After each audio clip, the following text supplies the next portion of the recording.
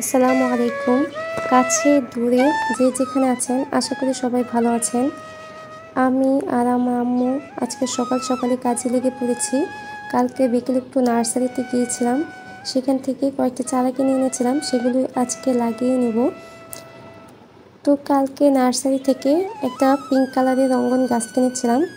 এটা চায়না রঙ্গন গাছ।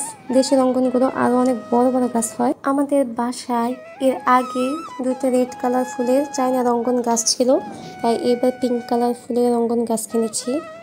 এরপর আরও দুটো লাউ চারা কিনেছিলাম, এগুলো ড্রামে লাগিয়ে দিচ্ছি। এগুলো শীতের সিজনের জন্য আগাম লাগিয়ে এনেছি। তাছাড়া আমাদের আরও কয়েকটা লাউয়ের গাছ আছে, যেগুলো অলরেডি মাচায় উঠে গেছে এবং লাউ ধরে ফেলছে। আর মাচার লাউ গাছগুলো একটু মরে মরে যাচ্ছে, তাই ওখানেও আরও কয়েকটি চারা লাগিয়ে দেব। আর এই যে সিমের সিজন আসার আগে আগাম সিম গাছও লাগিয়ে নিচ্ছি।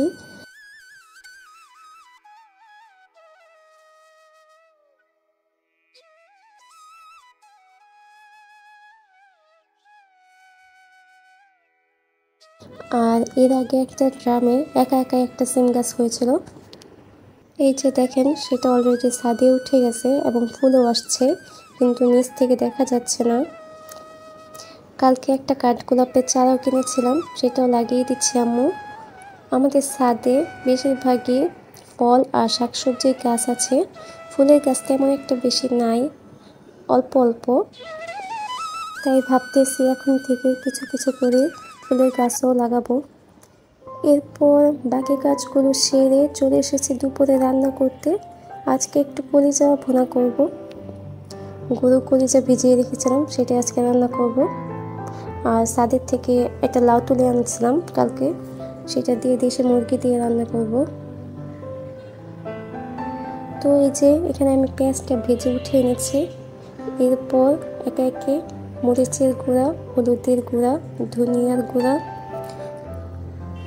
গরম মশলার গুঁড়া, জিরা গুঁড়া, আদা রসুন বাটা, পরিমাণ মতো লবণ দিয়ে মশলাটা কষিয়ে নিয়েছি। এরপর এতে কলিজাটা দিয়ে কিছুক্ষণ নেড়ে কষিয়ে নেব। এরপর পরিমাণ মতো পানি দিয়ে সিদ্ধ করে নেব। এই তো কলিজাটা সিদ্ধ হয়ে এসেছে, এবার এটাকে নেড়ে চেড়ে ভাজা ভাজা করে নেব। এরপর আমি লাউ দিয়ে মুরগির মাংসটাও রান্না করে নিয়েছি, এই যে দেখতেই পাচ্ছেন হয়ে এসেছে প্রায়। ধন্যবাদ সবাইকে। আজকের ভিডিওটি এই পর্যন্তই। সবাই ভালো থাকবেন, সুস্থ থাকবেন। আর আমার ভিডিওটি যদি ভালো লেগে থাকে তাহলে অবশ্যই একটা লাইক করে দেবেন ও সুন্দর একটা কমেন্ট করে দেবেন। ধন্যবাদ সবাইকে।